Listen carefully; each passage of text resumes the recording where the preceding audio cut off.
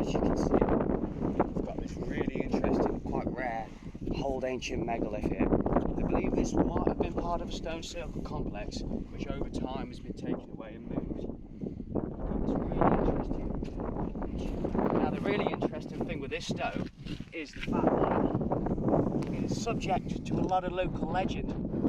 So the belief is it's a fertility stone. If you go through this stone, chances are you're a woman, you'll probably fall pregnant soon. And it's really strange because we met a chap in Penzance who swore down that his wife went through this hole 2 weeks later. She was pregnant. And you don't see many of these around. It's quite an interesting one on this landscape here. Got a few outliers just here. Sort of maybe mark the boundary of what was the original circle. And the other interesting folklore with this is that it's meant to cure sick infants. So there was a historical case of a woman with a young child had rickets or some sort of Victorian disease. They passed the child through the hole. He was miraculously cured. So we'll see if there's any proof in that buddy. Welcome back to Prehistoric Pilgramage. We're here at the Merry Maidens, one of probably the more well-known stone circles in Western Cornwall. Now, similar to the Boscawen, we've got 19 stones that surround the outside. We haven't got a central stone here, but like a lot of the Cornish sites, the Merry Maidens were a group of women who were dancing about on a Sunday, but no one liked that, so for punishment they got set into stone. And over in the distance over that way, we can't see it from here, but there's the two largest standing stones in Cornwall. They're almost 3 metres high. They're called the Pipers. And now these two chaps, they were actually playing the music for all the maidens while they're dancing. The legend has it they actually ran away when they realised what day it was, but they didn't get away from it. They still got turned stone. The women here were still dancing, so here they are. And again, it's granite construction. We don't know when it dates back to again, but the imagery that conjures up with this landscape. We've got burial chambers just down by the roadside. We've got mounds in the distance. We've got a big standing stone just in the edge there. It's just an impressively well preserved landscape. You see we've got a big entrance on this side. So we wonder what they were used for. We wonder what, we've got all sorts of ideas. The truth is no one really fully knows, and that's what makes it so interesting. Because we don't know, you know, it creates that mystery and illusion. Now, all of these sites that we go to are all of massive importance in the history of Britain, but we forget about that. We think about medieval period Roman Britain. We forget about the Celtic heritage of where it once was. Hence why we're here today to talk about it. We're now here at the Tregiffian burial chamber. This is ancient entrance grave, which is different from other types of tombs we find around. Lined with slabs as an entrance. And it would have actually, the road cuts through half of it, would have extended a little bit further back. This massive capstone underneath the chamber just here. And if we look on the entranceway,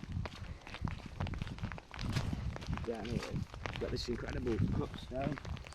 Now, this one here, this is a replica, concrete replica. The other one's in a museum somewhere.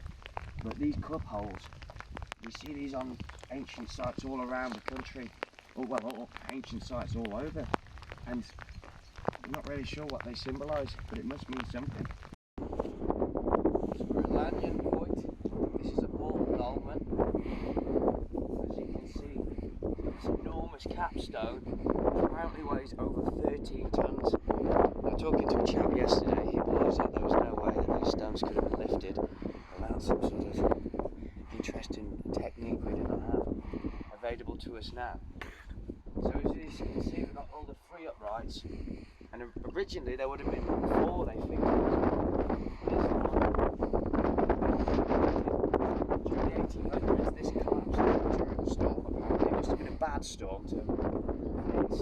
But when it fell down, there was a second one this end, which is collapsed on the floor potentially, and they put this one back up to prop up the capstone and put it in some form of its original position.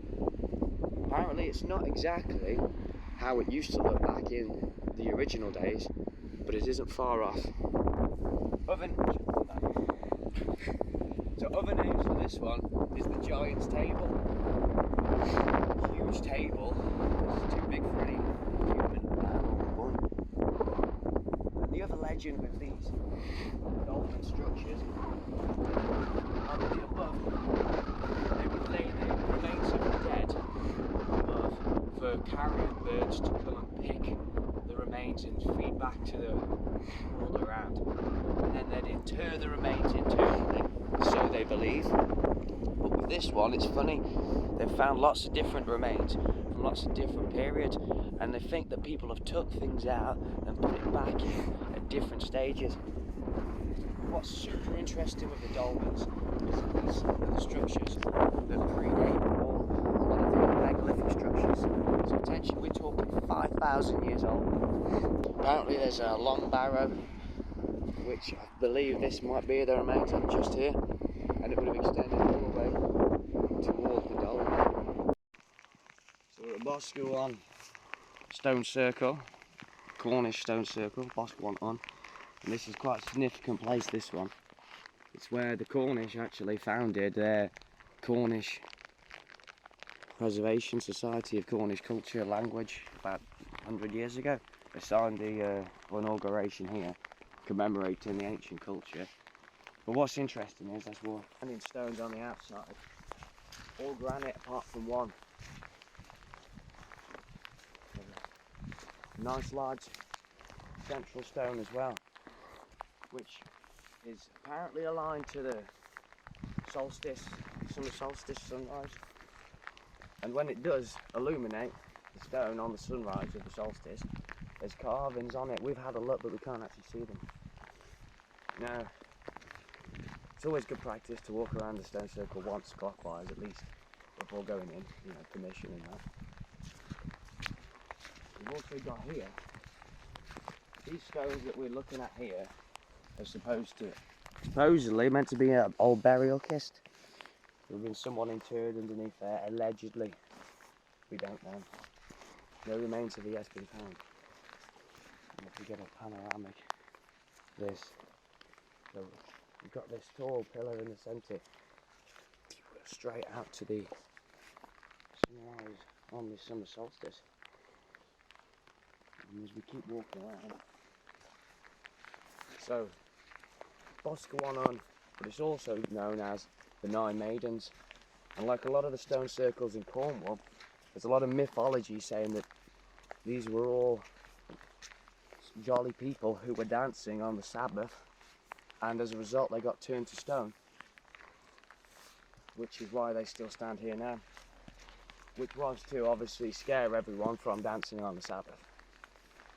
A bit like the Merry Maidens circle, which is just down the road, which is well known. This one's a bit more elusive. It has some different sort of aspects going on. For instance, the carving on the central stone, there's only a few of those sort of examples around, one being Stonehenge.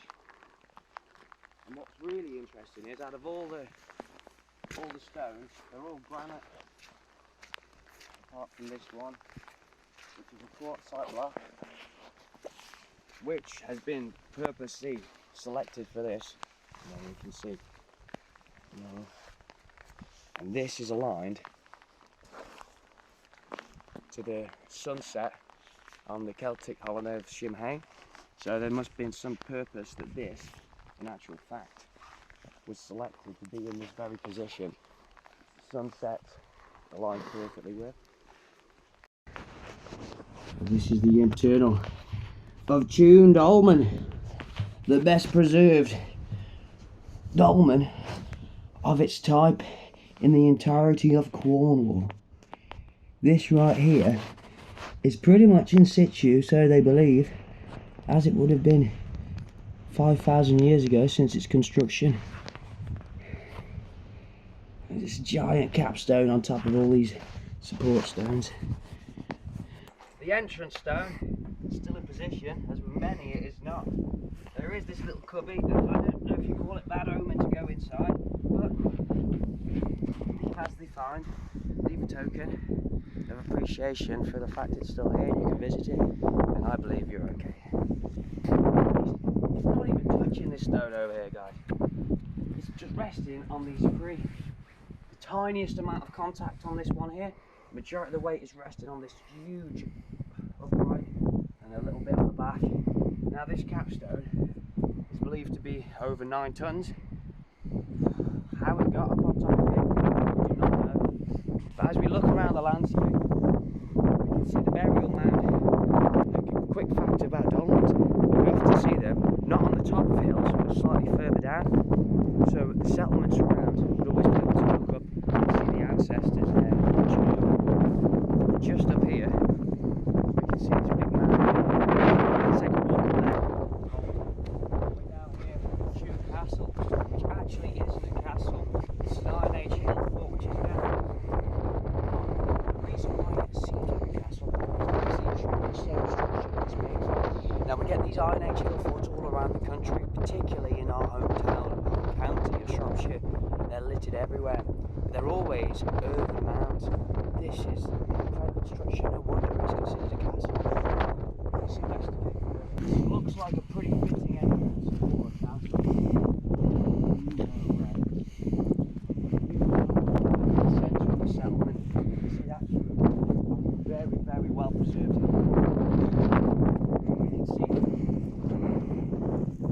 From up here we can see we're on the top of the hill. So here we have found a very interesting dolmen that actually isn't necessarily what it looks like. Actually, this is a modern dolmen. This was built in 1990 by one of the locals. Oh, wow. And that's just a nice fact that this tradition of the dolmen is still in some form goes on today. A little glimpse in there. There's no one been buried in here, but it's very convincing. It's hard. We've travelled around loads of different sites all around Cornwall, and it's actually quite hard to try and visit all of them because there are so many. You can shake a stick down here and you've got to hit some stone sites. So now we are here at Boskednan stone circle. And now this is another fine example of a traditional Cornish stone circle. Originally they think it would have had over 20 stones surrounding its perimeter. Now I think there's about 11 I can count, with an outlier very far over in the distance. And just see it popping up. And again, this stone circle kind of puts it in slight more perspective, because just here we have Round Barrow in the distance. We also have several, it seems, around, and it kind of makes it feel more like the stone circle is potentially the church of its day, and the barrows or the burial chambers are the graveyard of its day. Now that's the way it works in my head, of sort of translating it to a modern tangible thought process, because we can see these places had significant meanings to the people of the day. They would have met here at different times of the year to signify such important points in the changing of the seasons, to celebrating the new year, the rainy season, the time when plants, crops will then grow, give praise to the previous year gone. And these traditions still go on within the Celtic communities today, and pagan communities all around the world, in many different cultures. And they've been celebrated for thousands of years by said cultures.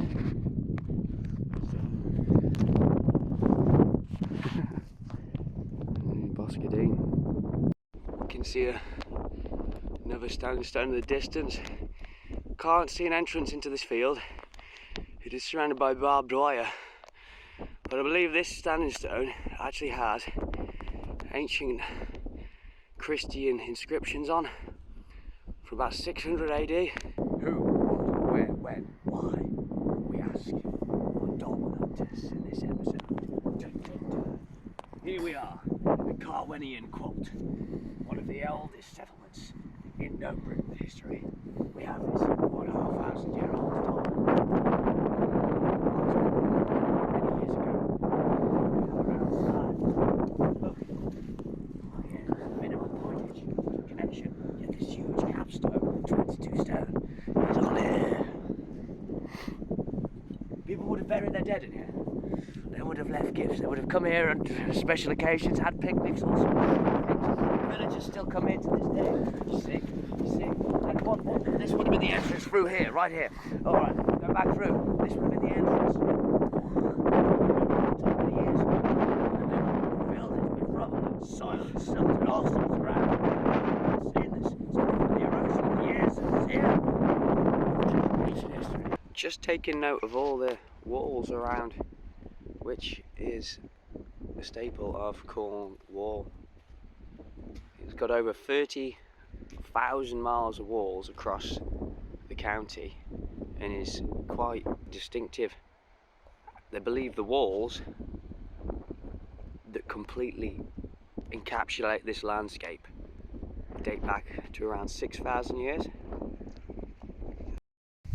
So now we find ourselves at the Carwynnen ancient village.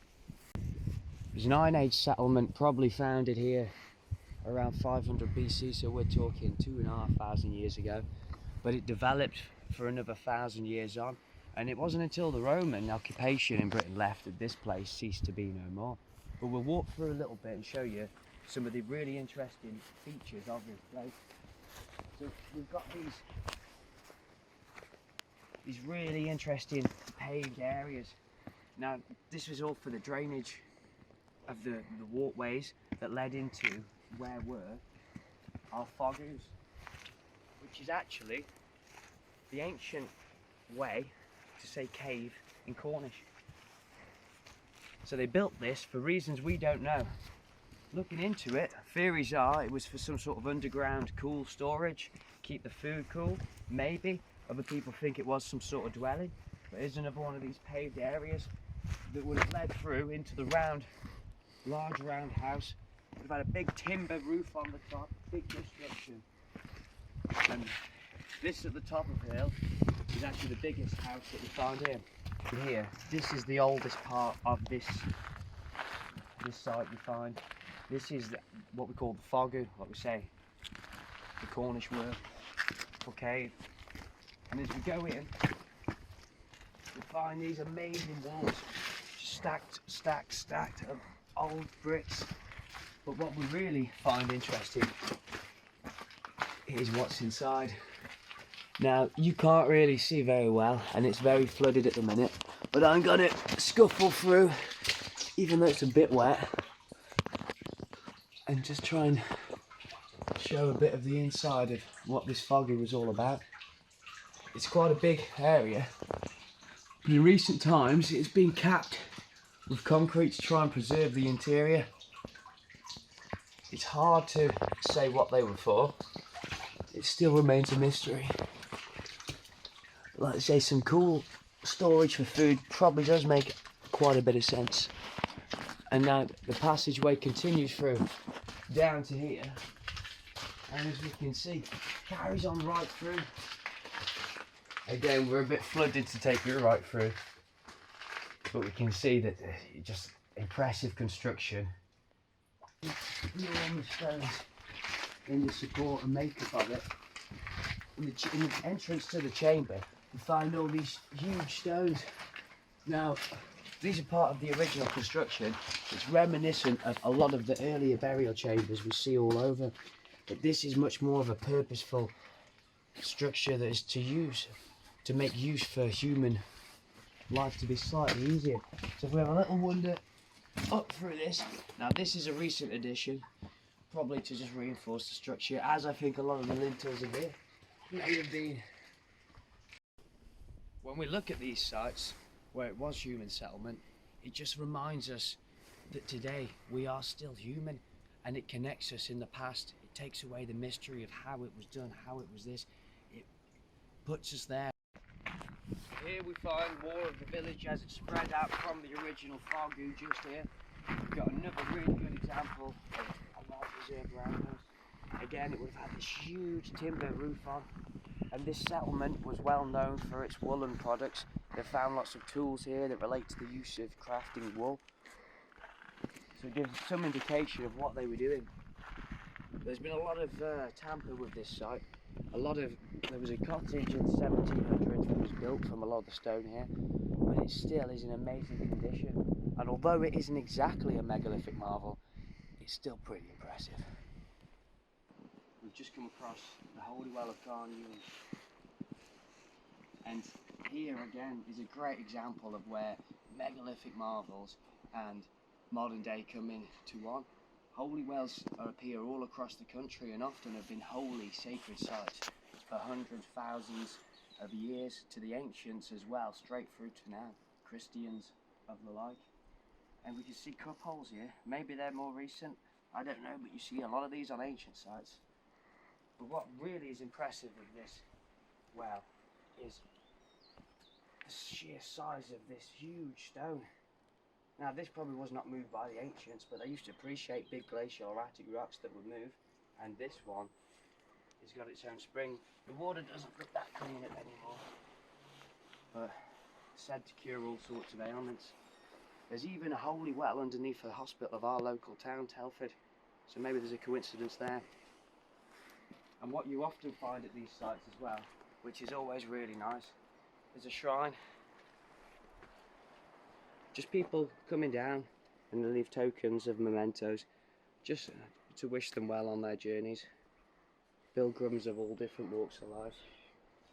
And it's always nice to see so many people have been and left a little token of their appreciation,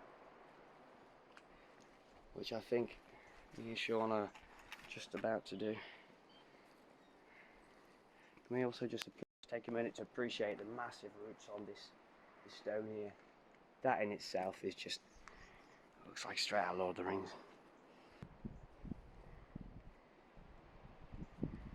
There's a little token of our appreciation to be able to visit. Why didn't you just give me a shoelace?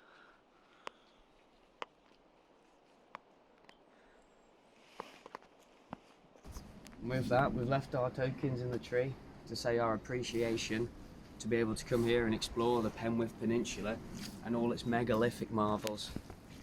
Peace. I've had the best time, yeah. It's a megalithic marvel.